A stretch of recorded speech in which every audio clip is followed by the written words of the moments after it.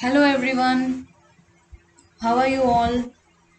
I welcome you all to our YouTube channel Gurmantra Shiksha Ka Granth, and I'm your educator Saranya. From today onwards we are going to learn genetics, and this is your part 1 class of genetics. Okay, so I think we will finish genetics within 5 to 6 days, not more than that. So your portions should be completed by 25th, and after that we are going to have PYQ session. So be ready for that also. Okay. So let's start today's class. Genetics is really very interesting subject. So keep listening because many students find it difficult, but I am here to make genetics easy for you. So keep hanging. Okay. Listening is the first important thing. Okay. Keep listening. Be with me. Okay. So let's start the class. Okay. Genetics is the study of genes. Okay, how these genes bring out the characteristics in us. So that is the study of genetics. So we are going to study about genes in genetics and what are these genes, how they affect us, how these genes bring characteristics in us. All of these things are studied in genetics. Also, we are going to study how the characteristics are passed on from one generation to another generation. That is called as inheritance. Okay.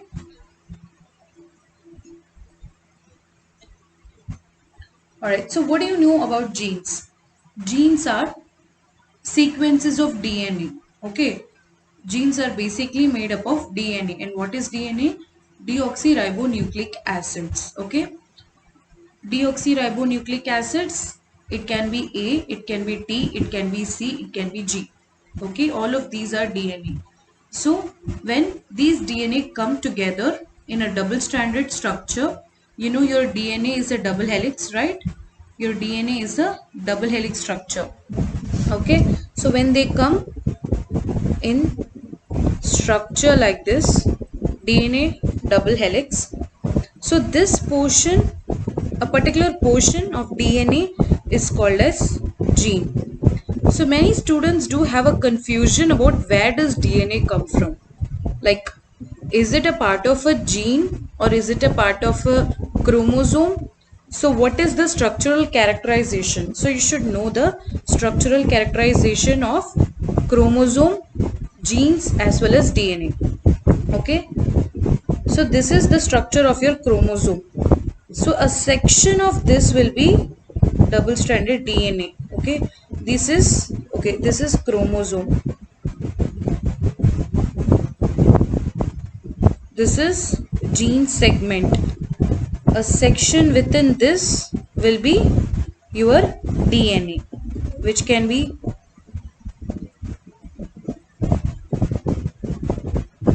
like this. Okay. This is DNA. Okay.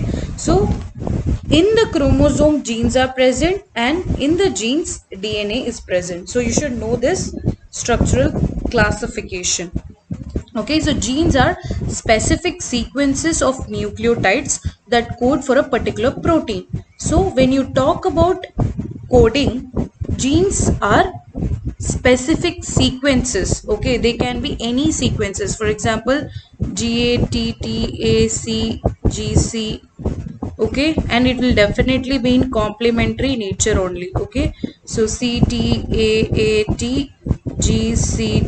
So this segment of gene, okay, it is involved in the transcription process. So mRNA will be produced. From mRNA you will get proteins, and these proteins has function. Okay, these proteins has a particular structure as well as a function. So for a particular protein, its functional characteristics and its structural characteristics is coded in DNA. Okay, which is a part of a gene. Okay, so this is the basics which you should all know. So through the process of meiosis and the sexual reproduction, genes are transmitted from one generation to the next generation, and that is called as inheritance. Okay, so Augustin monk Gregor Mendel, okay, he is called as the father of genetics. So he developed the science of genetics. Mendel performed his experiments in the year like 1860s to 1870s. Okay, he actually gives so many theories, okay, so many hypotheses, everything he gave, even laws he gave. But the scientific community did not accept his work till the 20th century. He gave his work in 1860s to 1870s itself, but the community did not accept his work till the 20th century. Okay, so because of this, the principles stated by the Mendel, okay, the principles stated by the Mendel forms the basis of the genetics. They are actually the basics of genetics. What are the basics of genetics? The laws which have been given by the Mendel. That's why genetics is also called as Mendelian genetics. Okay, it is also called as Mendelian genetics. Mendelian genetics is the classic genetics, that is the old form of genetics, and you do have different types of genetics like molecular genetics, cytogenetics, evolutionary genetics. You have several types of genetics, and the one which is called as classic genetics is the Mendelian genetics. Okay, so Mendel believed that the factors pass from one generation to another generation. He did not really know about DNA and genes. He thought something is getting passed on from one generation to another generation, and he gave that something name as factor. Okay, he named that something as factor, and this factor in modern era is called as genes. Okay, this is the genes. Okay, he did not know the existence of DNA at that time. Okay, modern scientists accept that genes are composed of the segments of DNA molecules that control the hereditary characteristics. Okay,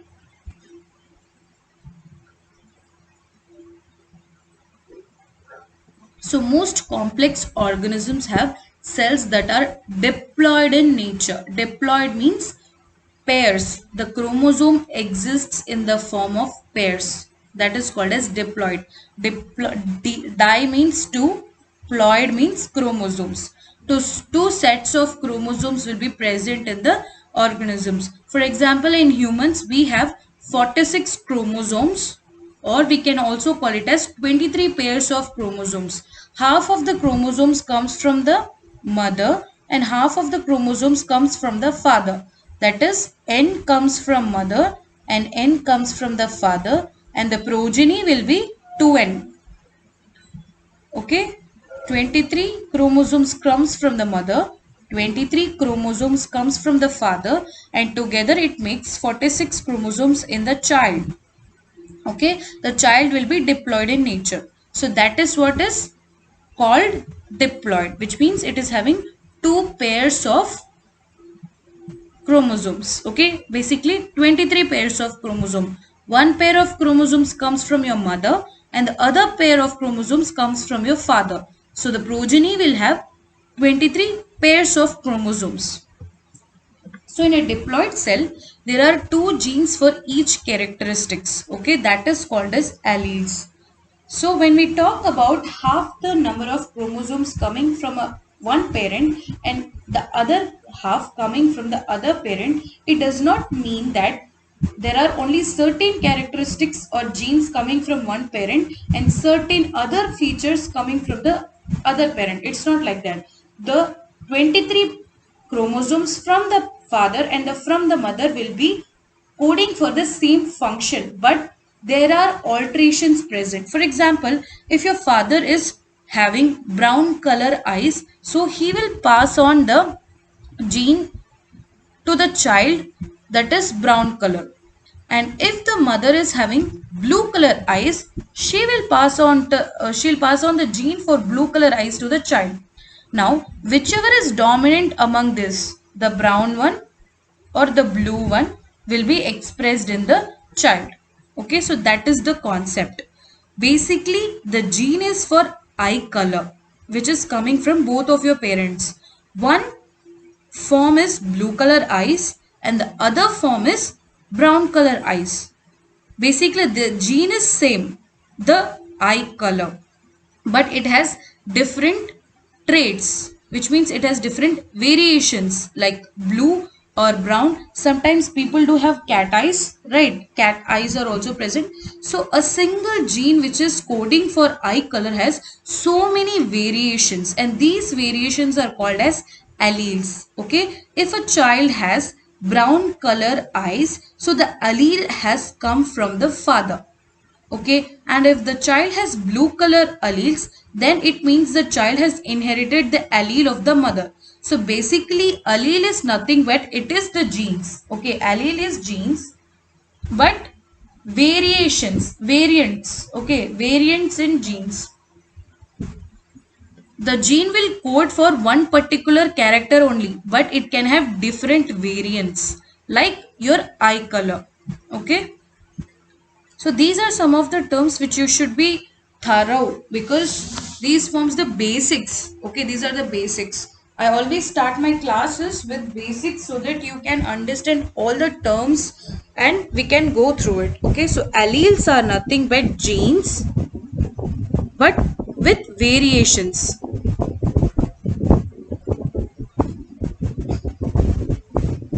Okay, in the preparation for sexual reproduction, the diploid number of chromosome is reduced to the haploid number. Okay, so what does this mean? It means that when mother gives her egg, okay, mother is giving her egg. Okay, this is the egg, which will have n number of,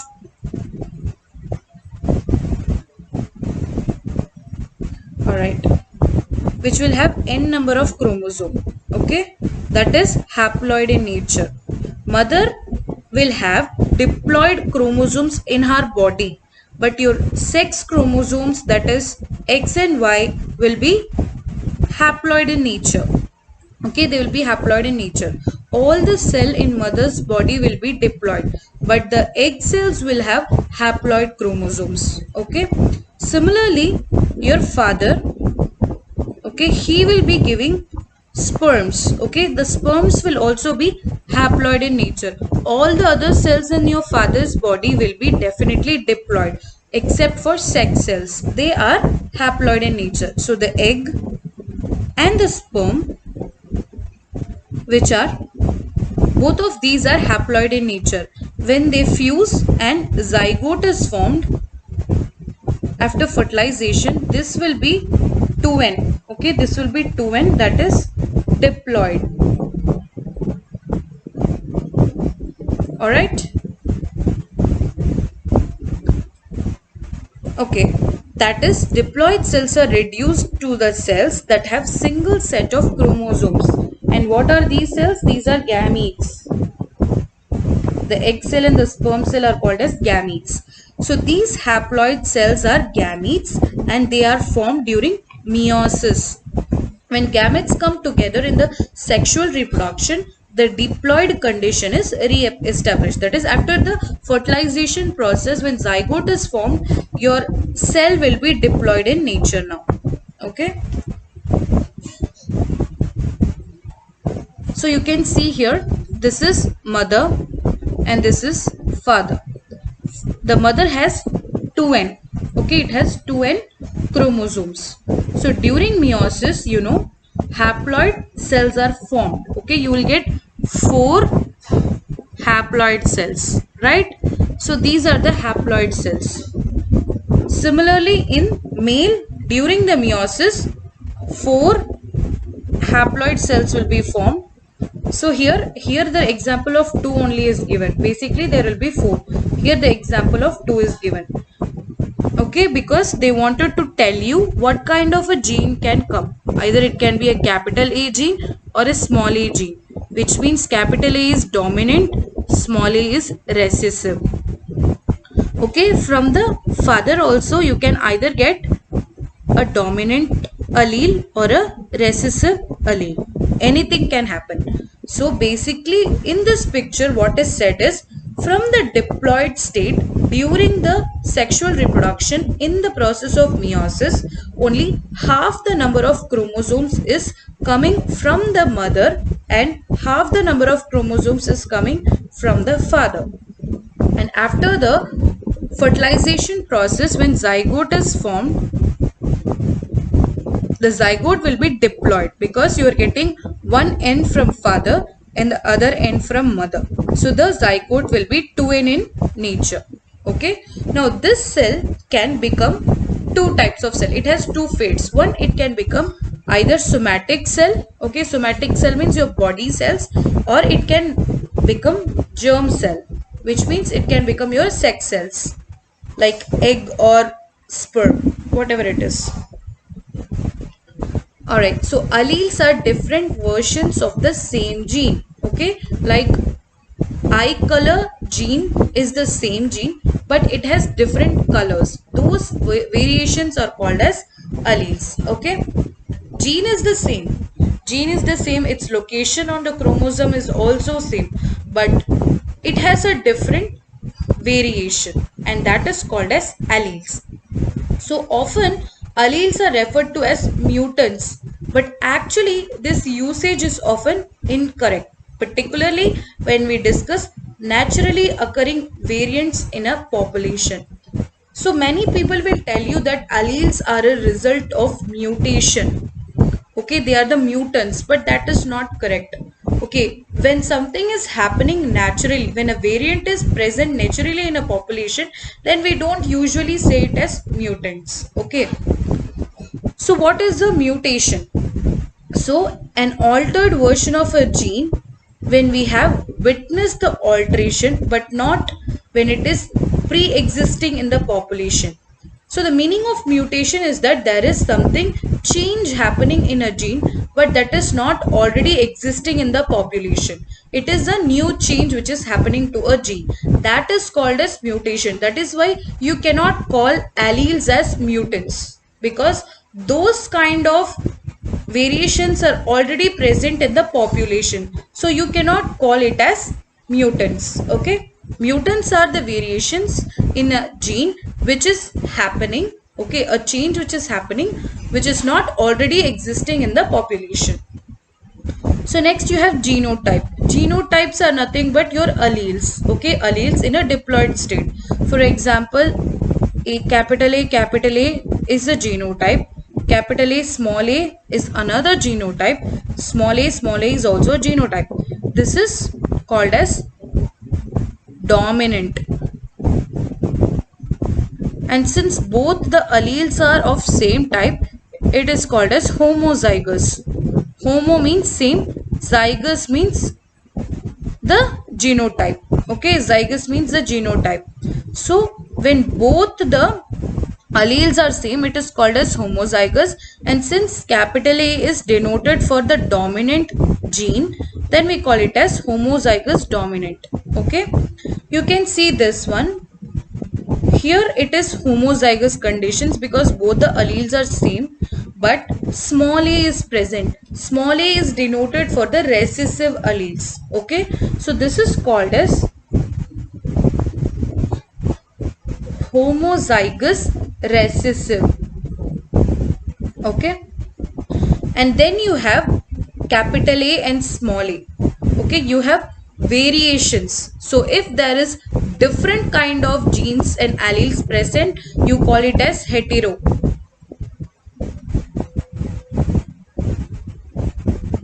Okay, so you call it as hetero. Heterozygous because it is genotype. So here this is called as heterozygous. And always remember, in heterozygous conditions, your dominant allele is the most pertaining one. So you can simply call this as heterozygous dominant. But there are cases where your recessive allele can take over the dominant allele. At that position you will call it as heterozygous recessive. Okay, it will depend on the examples which you are going to study. So wild type is the type of genotype. Okay, it's a type of genotype which is present already in nature, and it is a strong form of genotype. Okay, wild type is the strongest form of genotype which is already present in the nature. Okay, so the set of all the genes that specify an organism's trait is known as organism's genome. So What is a genome? Genome simply means all the genes, totally, completely, all the genes present in a person's body or an organism's body, it's called as genome. Full set of genes, all the genes present in an organism is called as genome. Okay, so for example, if you talk about humans, we have around 20,000 genes. Okay, we have around 20,000 genes, and the composition of these is called as genotype. So the composition of these genome is called as genotype. That is what we studied now. Capital A or capital A, small a, small a, small a. All of these are genotype. Okay, the composition of genes. So genotype is something which you cannot see because it is present inside your cells. But the phenotype is what you can see. When the genotype expresses, okay, it forms proteins, and the proteins will have a particular function, and that function will be visible to you. The physical appearance, in the form of a physical appearance, or it can be anything. Like for example, if this particular gene is responsible for black color eye, okay, black color eye, which you cannot definitely see as in a genotype form. So when this gene expresses, it makes proteins for black color pigmentation in the eye. Okay, that is the function, and you can see that in the eye of a person, black color. Okay, that eye of a person will be black in color. So this is the phenotype. So phenotype means the expression of a gene which you can actually visualize. Basically, it will tell you the physical appearance of a person. Phenotype. Genotype means all the genes which are responsible to give you a phenotype. Genotype you cannot see, phenotype you can see. Okay, you should know the difference between both of them. So the two paired alleles in an organism's genotype may be identical. Okay, I told you now about this. So the two genotypes, okay, the two paired alleles, the alleles can be same, okay, or it can be different. For same, you will have this also, okay. It can be either same or it can be different. So if it is same, then it is called as homozygous, because identical alleles are present as a characteristic. So this one and this one is homozygous in nature. Heterozygous means when the two different alleles are present for a particular characteristics. So like this. So this is heterozygous in nature because the two alleles are different. They are different, but for a particular trait. This particular capital A may be for brown color eye, and this small a can be for black color eye. So the gene is same, that is for eye color, but the characteristic is different, that is brown color and black color eyes. So this you should definitely have crystal clear in your mind. So in a homozygous individual, the alleles will express them as such. Since here it is dominant, whatever trait it is, it will express. And here it is recessive, it will express the trait because both the alleles are having the same trait. They are having the same trait. Okay, they do not have any variations. For example, this is blue color eye, so it will be producing blue color eye. And this is brown color eye, so it will produce a brown color eye. But when we talk about heterozygous condition, both of these alleles will interact with each other and only one color will be produced. One form of gene will be expressed. Okay, mostly dominant allele expresses itself. Okay, and sometimes the recessive allele express, which is not very common. Okay, mostly dominant trait only expresses. For example, let's say this capital A is for blue color eyes. Okay, so this capital A is for blue color eyes and this small a is for black color eyes. So what do you think will the progeny have? Okay, what do you think the progeny will have? The color of the eye, it will be blue in color because that is the dominant allele. Okay, so the one which expresses itself confidently is called as dominant allele, and the one which is overshadowed or is not expressed is called as recessive allele. It does not mean that the recessive allele does not express any protein at all. Yes, it does express the protein, but in small quantities. But the dominant allele will produce the proteins in large quantities, which will be actually seen as a phenotype. The recessive allele will produce small quantities of protein, which will be masked by the proteins of the dominant allele. That is why it is called as dominant, because it is producing more proteins, and recessive allele is not producing much.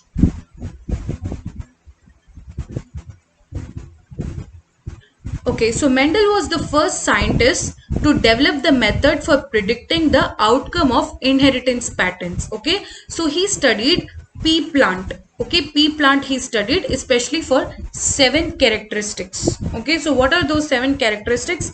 It is plant height, pod color, seed shape, seed color, flower location. These are the 7 traits which Mendel studied. Okay, pea plant will pollinate themselves. That is one of the main characteristic. Okay, and as an advantage, like you can ask, why did he choose pea plant? Because they can self pollinate themselves, which means they have, in a pea plant you will have the male as well as the female. Okay, so they can self pollinate themselves. Therefore, over many generations, they will be producing characteristics, okay, like homozygous characteristics. When a particular trait is homozygous in nature, we call it as pure line. Okay, that is what is called as pure line. For example, this capital A and small a, these two are called as pure line because they are homozygous in condition, which means they are wild type in nature. Okay, so you can see here the traits studied by the Mendel. For the flower color, he took the dominant trait to be purple and recessive trait to be white. You might wonder, how did he assign it to be purple or white? Through the experiments, he came to find out that purple is the dominant character which has been expressed in all the generations, and white is not expressed in all the generations because it is recessive. We claim all of this, like this particular color or this particular height is the dominant one based on the experiments performed by the Mendel. Okay, he's already performed this experiment and came to a conclusion that, okay, since this particular character is expressing in all the generations, it means it is dominant in nature, and this character is not expressing itself in all the generation, it is skipping the generation, which means it is recessive in nature. Okay, that is how he came to know that purple color is dominant and white color is recessive. Similarly, for plant height, tall is the dominant, short is the recessive. Seed color, yellow is the dominant, green is the recessive. Seed shape, round is the dominant, wrinkled is recessive. Pod color, green is dominant, yellow color is recessive. Pod shape, inflated is dominant, constructed is recessive. Flower's position, axial is dominant, terminal is recessive. Okay, so these are all the 7 characteristics which Mendel studied and gave so many laws based on the inheritance and genetics. So Mendel took the pure line, that is homozygous condition of a particular gene, pea plants, and he cross-pollinated them with the other pure line pea plant. Okay, and he called them as parents. For example, if I take tall plants, okay, that is capital T, which means it is homozygous dominant. So this is a pure line. I am taking another plant with small t. This is also homozygous in nature. This is also pure line only, but this is recessive characteristics. Okay, so these are the parent generation. P. Parent generation can be denoted by P. Okay, so when Mendel crossed these two pure lines, he discovered that all the plants resulting from this cross were tall. He called this generation as F1 generation. So it simply means that from this parent, you're crossing these two. Okay, you're crossing these two parent. One is homozygous dominant, the other one is homozygous recessive. Okay, so when you cross them in a Punnett square, I'll teach you how to do that. So in one side you can take capital T, other side you can take small t, whichever side, it doesn't matter. Now you start crossing. So here you will get capital T, small t, capital T, small t, capital T, small t, capital T, small t. So you got all the four as same character. Okay, all the four progenies are having same character. And you know, since capital T is the dominant one, all the progenies will be tall. Okay, all the progenies will be tall, and this is called as F1 generation, the first generation after the parents, first filial generation. Okay. So next what Mendel did was he crossed the offspring of the F1 generation. So offspring is what? Capital T and small t. You can see from this particular Punnett square. So he crossed the self-crossing. Okay. He self-crossed the F1 generation. Okay. I'll put a Punnett square for that. So capital T, small t, capital T and small t. So when he crossed them, you got capital T here, capital T, small t here, capital T, small t here, small t here. Okay. So from this, what can you say? What are the four different products you're getting? Capital T, capital T, capital T, small t, capital T, small t, small t, small t. So in this particular genotype and this particular genotype are homozygous in nature, and these two are heterozygous in nature. So this is the first observation. Second, this is homozygous dominant, this is homozygous recessive, this is heterozygous. So now, so this is the genotype. Okay, so genotype in this cross will be 1 is to 2 is to 1. Okay, because you have one homozygous dominant, two heterozygous, and one homozygous recessive. So this is the genotype. Now let's go for the phenotype. What is phenotype? Phenotype means the physical appearance. Okay, the physical appearance is your phenotype. So from these genotype, what are the progeny which is having tall? So this one is tall, this one is tall, as well as this one is tall. So three plants will be tall, and this is dwarf, which means short. One plant will be dwarf. So the phenotypic ratio is 3:1 and the genotypic ratio is 1:2:1. The genotypic ratio will tell you crystal clear about what are the two alleles interacting with each other, like whether it is homozygous, heterozygous, homozygous dominant, homozygous recessive, everything will be told in your genotype. But in phenotype, nothing matters. It only sees the physical appearance. Like if a plant is tall, it can be homozygous, it can be heterozygous, doesn't matter. If it is tall, it is coming in phenotype as tall. If it is short, just short. That's why you can see, even though there is heterozygous condition present, it's still considered to be tall because the phenotype is tall. So the phenotype ratio is 3:1 and the genotype ratio is 1:2:1. Okay, this is very important. And these products are called as F2 generation products. Okay, the progeny is called as F2 generation because this is the second generation. So among the plants in this generation, Mendel observed that 3/4 of the plants were tall. That is, from this four products or from this four plants, 3 were tall. So 3/4 of them will be tall and 1/4 of them will be short. Okay, that is why your phenotypic ratio is 3:1. Okay, I hope you're understanding the concept and following me. So in this example, you can see crystal clear about everything. So according to Mendel, you can see here, this is a pure line and which is dominant in nature, homozygous dominant. This is another pure line which is homozygous recessive. Okay, and this is the gametes.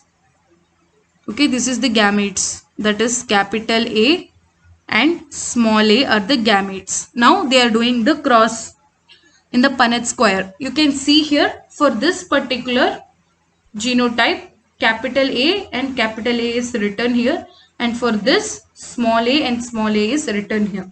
Okay. Now they are doing the cross. So from this and this you will get capital A small a. From this and this you will get capital A small a. From this and this you will get capital A small a. Again from this and this you will get capital A small a. So this is called as F1 generation. Okay, this is called as F1 generation. In F1 generation, all the plants are tall. All the plants are tall, but they are heterozygous in nature, which you cannot see. Okay, you cannot see them. But what is the character you are seeing? That it is tall, which is called as phenotype. Okay, so next what you're doing is you're going to cross the F1 progeny, which means you're going to cross the capital A small a into capital A small a. This is called as selfing. Okay, this is called as selfing. Okay, so this is now going to give us second generation, F2 generation. So when you cross capital A small a and capital A small a, you are getting it like this, capital A small a, capital A small a. So when you cross this and this, you will get capital A, capital A. Again this and this, you will get capital A small a, small a, capital A, small a, small a. So you're getting all the progenies here. So in this, if you talk about the genotype, what are the different genotypes you are getting? You are getting capital A, capital A. You are getting capital A, small a, which is 2 times you are getting, and you are getting small a, small a. So now if we put it in the form of a ratio, you will be getting like 1:2:1. Okay, in the form of phenotype, you can see there are 3 tall plants. I mean, it can be any character, not necessarily tall or short, but 3 characteristics which are favored for one particular trait. Here let's say for example it is tall. Okay, so what are the characteristics for tall? Capital A, capital A, capital A small a, another capital A small a. So 3 phenotype is for your tall, and 1 phenotype, that is small a is for the short one or dwarf. So you can see here 75% of the progeny in the F2 generation will be dominant, and only 25% of the progeny is recessive.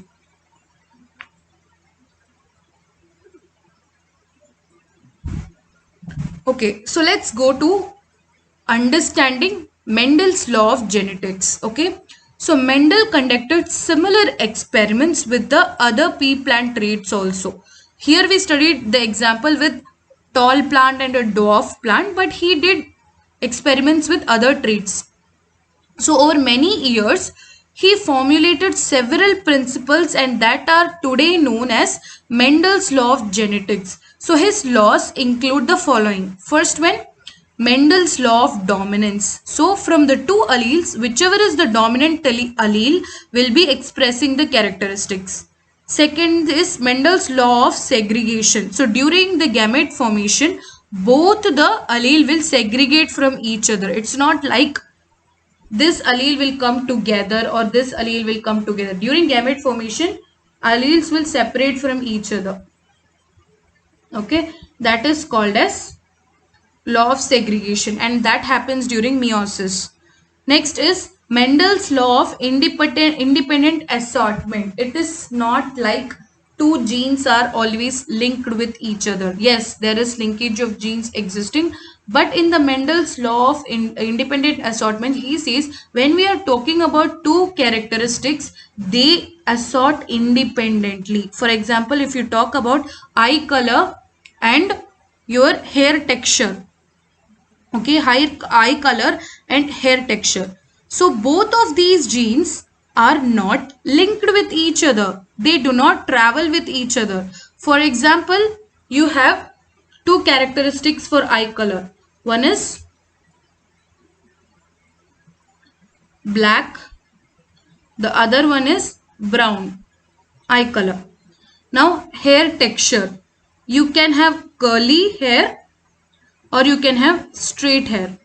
So these are the different traits, and this trait is for eye color and this is for hair texture.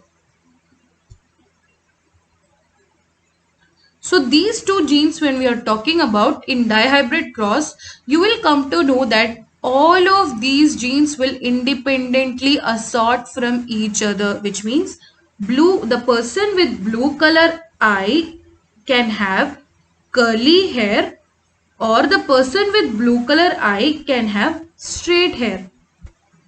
Similarly, the person with brown color eye can have curly hair, or the person with brown color eye can have straight hair. So all the genes are assorting independently. It can take any forms. They are not linked with each other. It's not like blue color eye person will definitely have curly hair. No, the genes are not linked. Here the genes are assorting independently. So this particular law is called as Mendel's law of independent assortment. That is, the pair of genes will separate from each other. Okay, they will separate from each other during the gamete formation, that is during meiosis.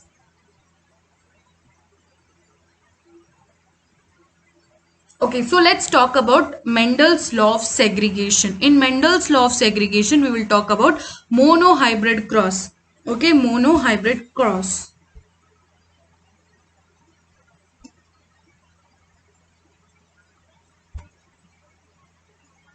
Okay, mono means single, hybrid cross means you're going to talk about a single character. Okay, single character will be spoken about in monohybrid cross. So you have the phenotypes here, that is tall and dwarf. This is the parent. This is the parent which we call it as P. So two phenotypes we are taking. One it is tall, the other one is dwarf. Okay, the genotype for tall is capital T, and the genotype for dwarf is small t. Okay, so this is the genotype. From the genotype, now we are going to take gametes, that is n number of chromosomes. Okay, capital T is 2n, that is diploid in nature, but gamete is supposed to be haploid in nature. So here it will be only capital T. Okay, and here it will only be small t, that is the gamete. Gamete you always denote it by a circle around it. Okay, you always denote gamete by a circle around it. So you have one gamete which is N and the other gamete with N. Now you're going to do the fertilization. Okay, when fertilization happens, both these N will come together and form capital T, small t. This will be your F1 generation. Okay, this will be your F1 generation, and you know from this trait that it is going to be tall because capital T is present, which means it is heterozygous but tall in nature. Okay, so this will be tall. Now you have to cross the F1 generation. When you cross the F1 generation, that is capital T small t into capital T small t.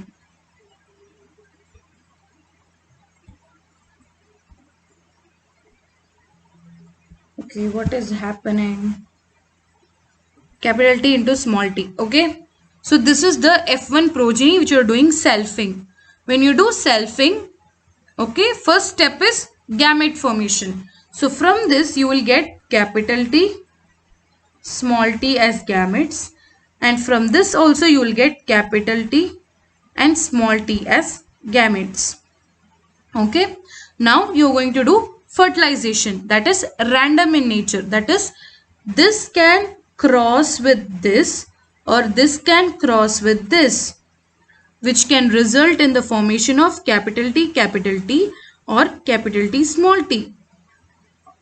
This small t can interact with this capital T and this small t can interact with this small t. So as a result you can get capital T comma small t small t.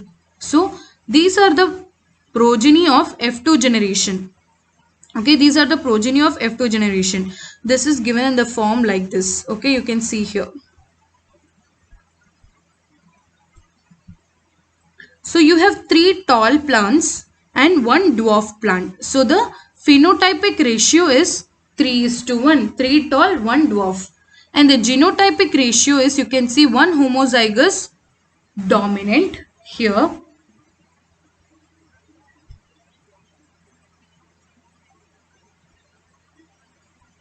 one homozygous dominant, this one, so 1 is to 2 heterozygous tall, that is 2 is to 1 homozygous short, that is 1. So this is your genotypic ratio and this is your phenotypic ratio. So this was told in Mendel's law of segregation. Okay, what is happening here? Your gametes are getting segregated.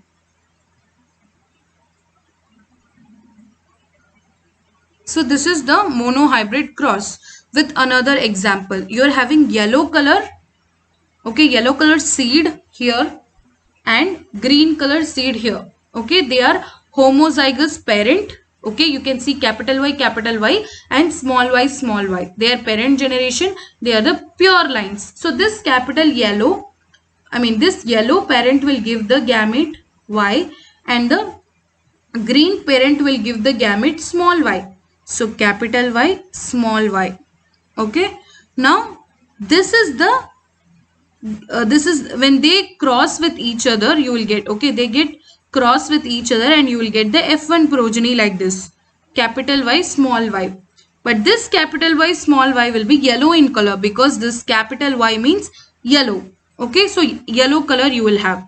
Now you are going to do selfing between the F1 generation. You are going to do selfing. So the gametes will be capital Y, small y for this one, and for this, and for the, oh God, and for this you will write here. Okay, you can write it here, capital Y, small y, and we'll put a Punnett square. We'll put a Punnett square here. So this you will get one progeny to be capital Y, another progeny to be capital Y, small y, next capital Y, capital Y, small y, the next one will be small y,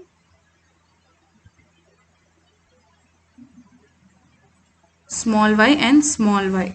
Okay, so from this you can see, that 3 plants are tall, this plant and this plant, and one plant is, 3 plants are yellow in color, this one and this one, and one plant is green in color. Okay, so the phenotypic ratio will be 3 is to 1, which is given here. And the genotype, you can see, one is, this particular one is homozygous dominant and this one is homozygous recessive, and these two are heterozygous dominant. So the genotypic ratio will be 1 is to 2 is to 1. Okay.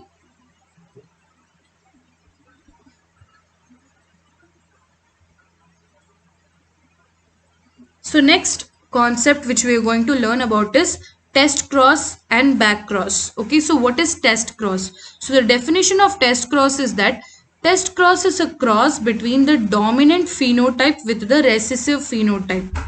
Okay, dominant phenotype and the recessive phenotype will be having a cross. And the importance of test cross is to help determine the genotype of a dominant phenotype.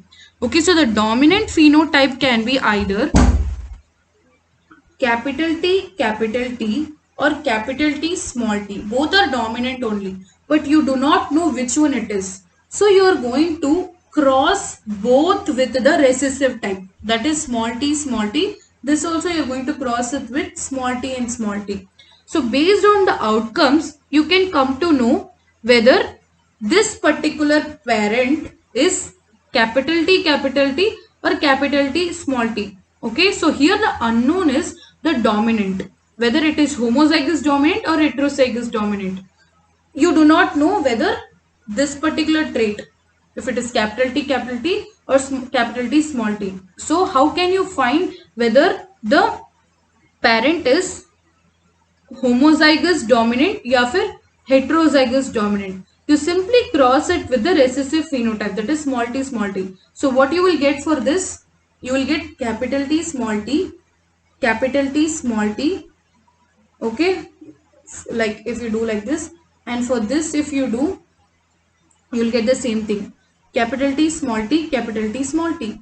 So all the progeny will be tall in nature, which means if your progeny is tall when you're doing recessive phenotype crossing with a plant whose genotype you do not know. Okay, are you able to understand? You have a plant whose genotype you do not know. Okay, you do not know whether, you know that it's dominant, but you do not know whether it is homozygous dominant or heterozygous dominant. So you want to find out. That's why you are crossing it with a recessive phenotype, that is small t small t. So if your progeny is all tall, which means the unknown parent is homozygous dominant. Okay, so this one is homozygous dominant. You can find out from the progeny. Okay, next is you're crossing this one. So what are the products you'll get? You will get capital T small t, capital T small t, small t small t, small t small t. If 50% is tall and 50% is dwarf, it means the unknown parent is having the characteristics of heterozygous dominant. Okay, so test cross is basically done to find out whether that particular parent is homozygous dominant or heterozygous dominant. So this is the application of test cross. So what is back cross? Back cross is you're going to do the cross. Okay, back cross is the cross between F1 hybrid with any one of the parent. F1 hybrid with any one of the parent. It can be either a dominant parent or your recessive parent. You can do with either of the parent. That will depend upon what particular characteristic you want in your progeny. Okay, let me tell you this with an example. So you are having an F1, that is capital T small t, and I'm crossing it with capital T which is one of the parent. Next one is you're having F1 generation capital T. This is the second scenario. Okay, and this one is the first scenario. Okay, capital T small t. Now I'm going to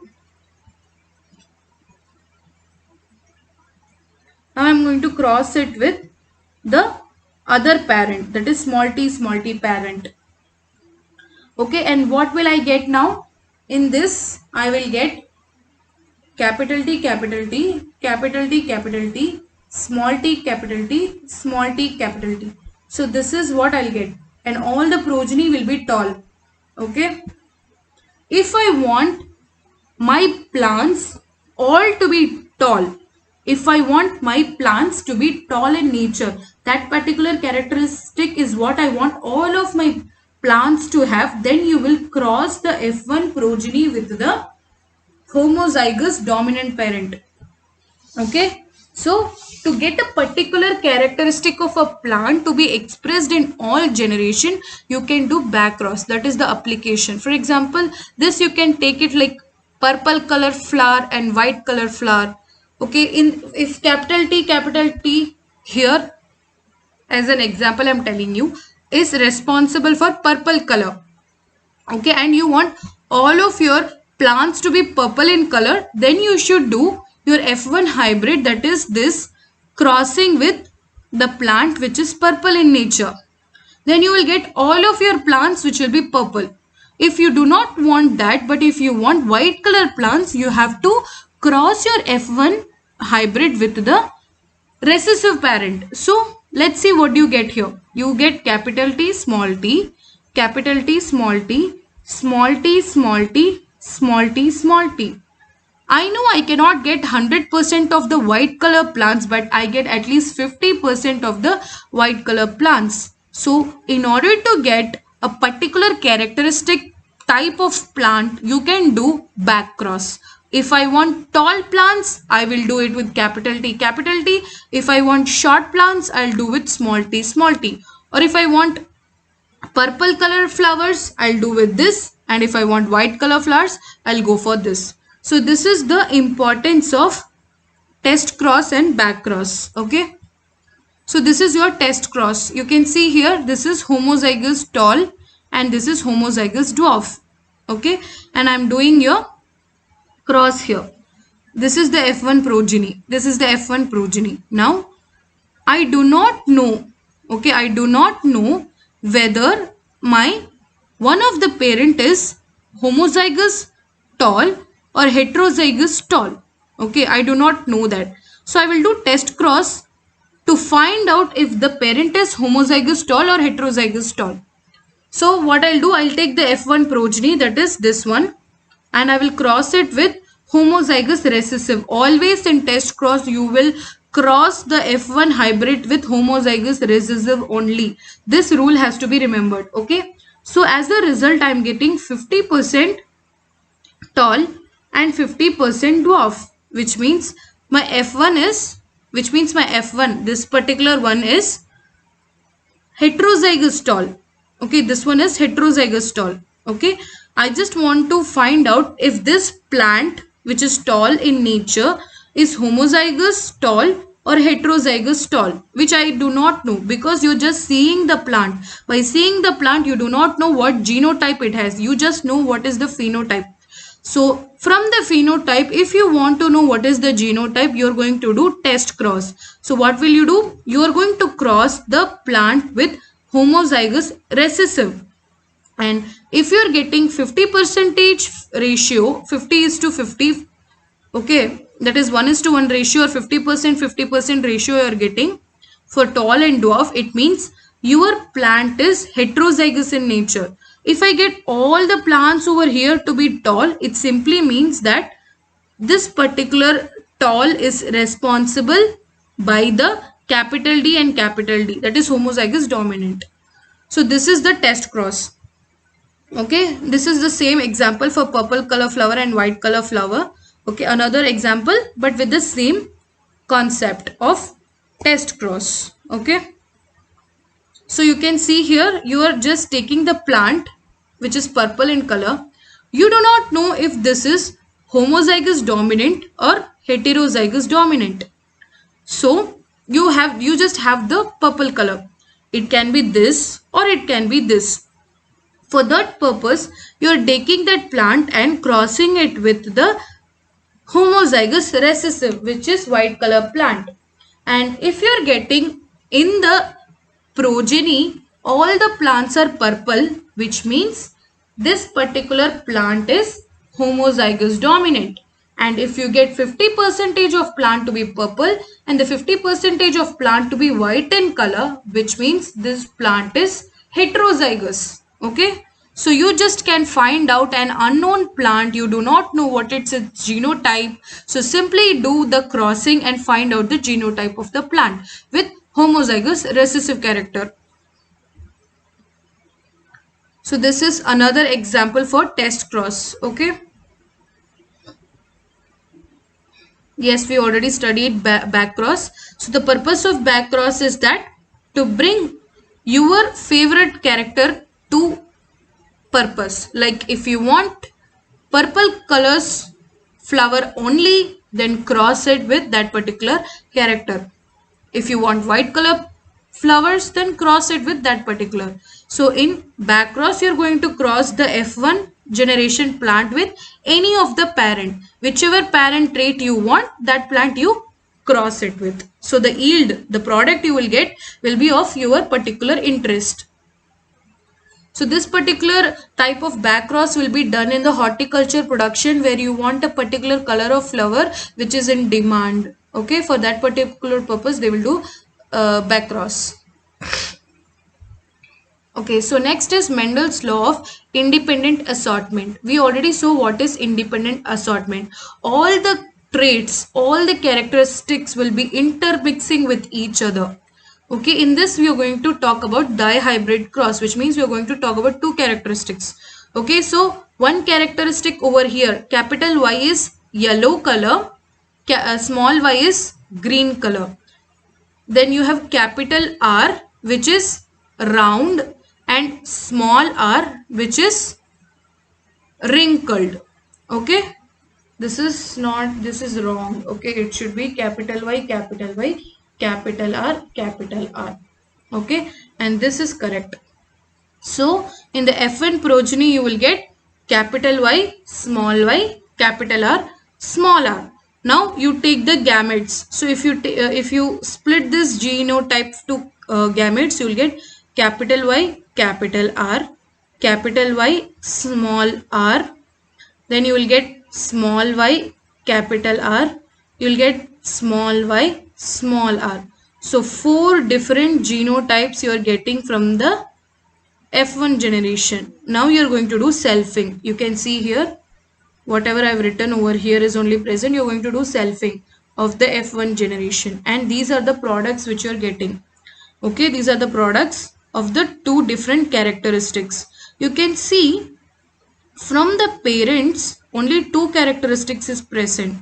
One is yellow round and green wrinkled. So these are the characteristics which is present in the parent. But when you are seeing dihybrid cross, you can see new characteristics is also coming. What is this? This is not existing in the parent. This is yellow wrinkled.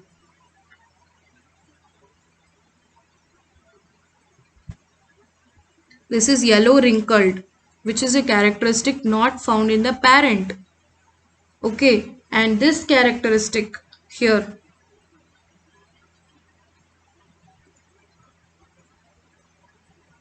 this character, okay, this characteristics, okay, this particular characteristic, what is it? It is green round. It is green round. Okay, which was not actually present in the parent generation. Yellow wrinkled and green round were not present in the parent.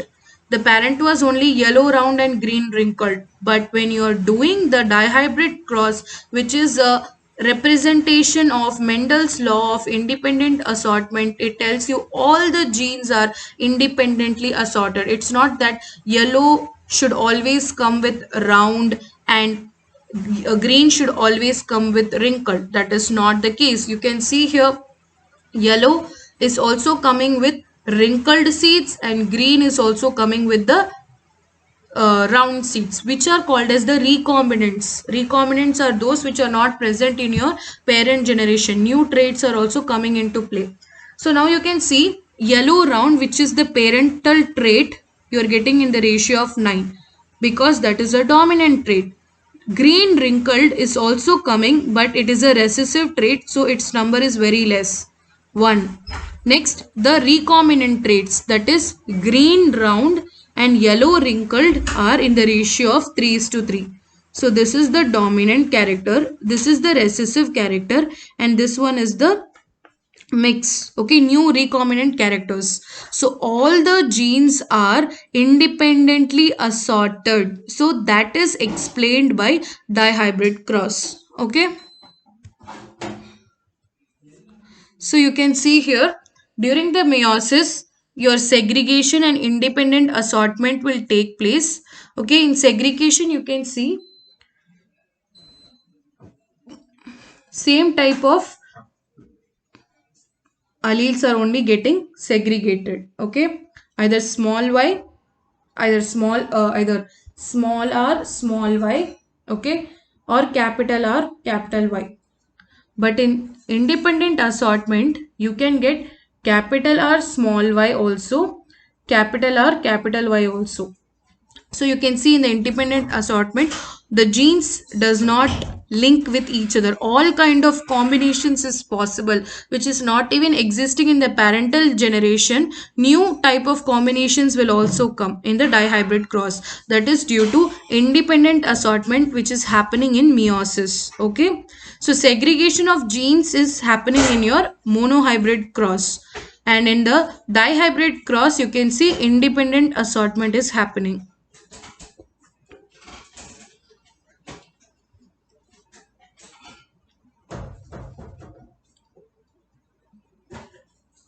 Okay, so that is all for you guys today. Today was our genetics first class where we completed Mendel's genetics, that is classical genetics. Next class we will see some of the advanced topics. Okay, I hope you guys enjoyed the class. Whatever is your experience, please let me know in the comment section. Okay, so if you are a CSIR net aspirant and are interested in joining the Unacademy platform, you can do that by following the Neha Taneja ma'am. Then these are the pricing packages. You can take whichever is required for you, and to get 10% off, use the code Neha. Okay, use the code Neha. So like, share and subscribe, and also comment on the videos present in our YouTube channel Gurmantra Shiksha Ka Granth. You can join our Telegram page. If you have any queries, you can contact us through either mail or through phone number. So thank you so much guys, and have a nice day. Keep preparing well.